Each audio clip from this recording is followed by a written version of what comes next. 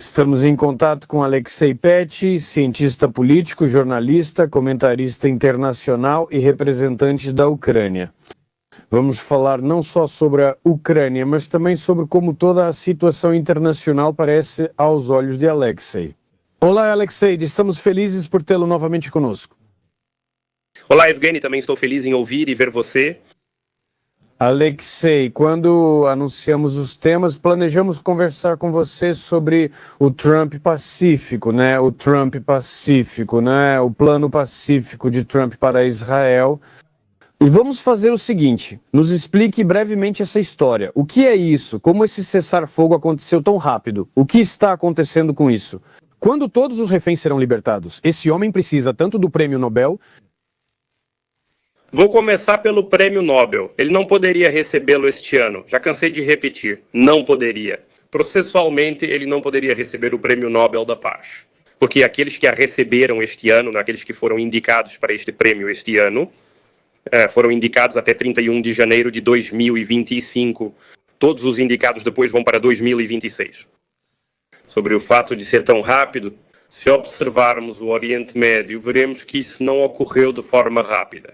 Foi todo um processo que precisava ser acompanhado e, como sempre, é preciso olhar um pouco mais amplo e expandir a geografia do setor de Gaza, Israel, muito além, para o Oriente Médio, para o mundo árabe, porque, de fato, agora o principal protetor, eu diria, do Hamas acabou sendo o Qatar. O Qatar. Ele, na verdade, já apoiava o Hamas por algum tempo, mas agora ele realmente o tomou sob sua proteção, pode-se dizer. Fique atento às notícias relacionadas. Literalmente, no início de outubro, ou melhor, no final de setembro, primeiro Donald Trump se encontra com os líderes dos países árabes e depois disso, no início de outubro, ele anuncia garantias de segurança para o Qatar, semelhantes ao artigo 5 da Carta da OTAN. Muitos ficaram chocados, pois países árabes veem isso com inveja. A Arábia Saudita há tempos espera garantias de segurança dos americanos, mas por algum motivo recebe uma recusa. De repente, o Qatar recebe essas garantias, e se formos ler o decreto do presidente dos Estados Unidos da América, veremos. Está claramente escrito lá que, em caso de ataque armado, os Estados Unidos da América também protegerão o Estado do Qatar, assim como protegem os próprios Estados Unidos da América. Ou seja, isso já é um sinal de igualdade. E depois veremos a próxima notícia, que foi literalmente na sexta-feira, se não me engano. Os Estados Unidos da América e o Qatar assinam um acordo no qual os cataris constroem basicamente uma instalação militar no estado de Idaho. Isso é algo realmente incomum, provavelmente pela primeira vez na história moderna, quando o Pentágono permite que um estado estrangeiro não apenas envie seus militares para o território dos Estados Unidos da América, mas também, de fato, construa uma base militar. E agora os pilotos do Qatar vão aprimorar suas habilidades em aviões F-15 em território americano, em uma base aérea americana que eles mesmos estão construindo do zero. Como vocês sabem, o Qatar é o principal mediador entre Israel e Hamas, então, na minha opinião, tudo se conecta ao Qatar. O Qatar garante que mantém o Hamas sob controle e impede que eles avancem para novas categorias, algumas provocações militares. Mas, por outro lado, eu diria que nessa situação, tanto Israel quanto o Hamas, vou dizer isso com muito cuidado, cada um em sua medida saiu vitorioso porque ambos tiveram que abrir mão de objetivos maximalistas, mas ao mesmo tempo cada um tirou algo disso. Israel, é claro, pode-se dizer que empurrou o Hamas para trás por muitos anos, degradou completamente essa organização. O principal é que está libertando os reféns. Mas, de fato, a própria estrutura do Hamas permanece e ela ainda não desapareceu. Nesse sentido, eu diria que é preciso recuar. O Hamas, em certa medida, sim, também está muito desgastado, mas continua existindo. E provavelmente continua existindo como uma força política. O Hamas será desarmado, eu acho que sim.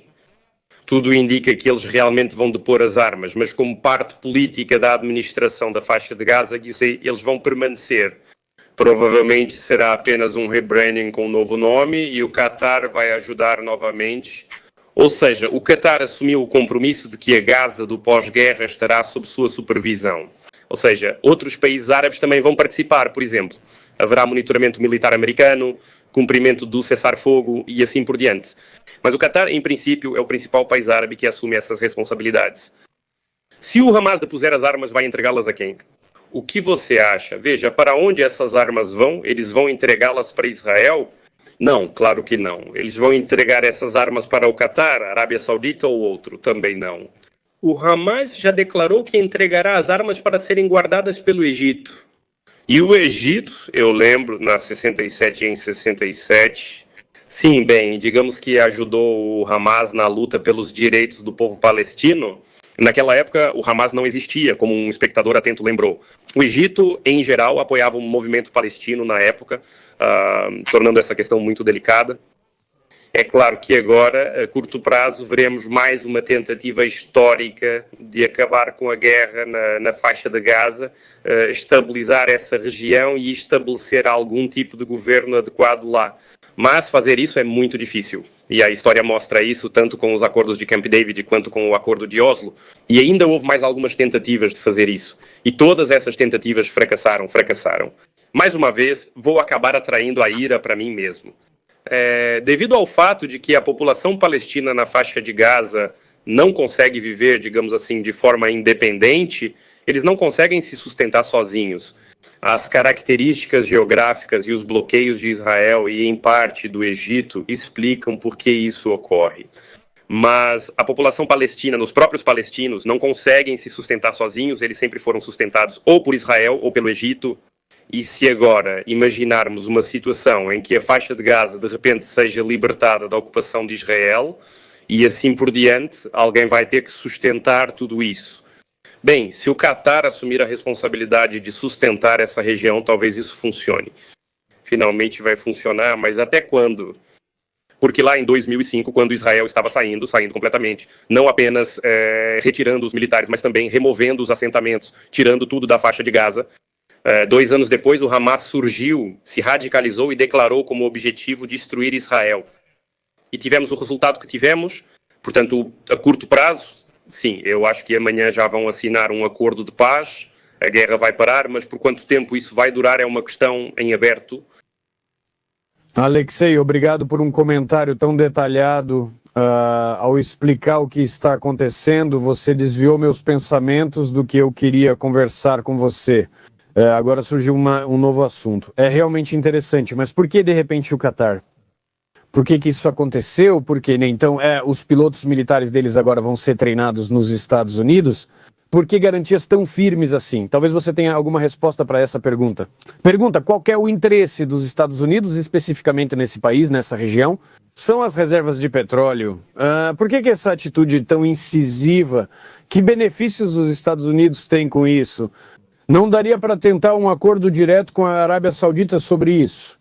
Dizer para eles, vamos assinar com vocês e vocês garantem tudo no setor de Gaza.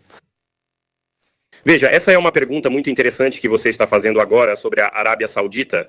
Se lembrarmos do dia 7 de outubro de 2023, muitos analistas e políticos afirmaram que o ataque do Hamas com o apoio do Irã estava justamente relacionado ao fato de que os Estados Unidos da América, Israel e a Arábia Saudita estavam muito próximos de assinar um acordo global, no qual os sauditas reconheceriam Israel como um Estado independente e estabeleceriam relações de parceria.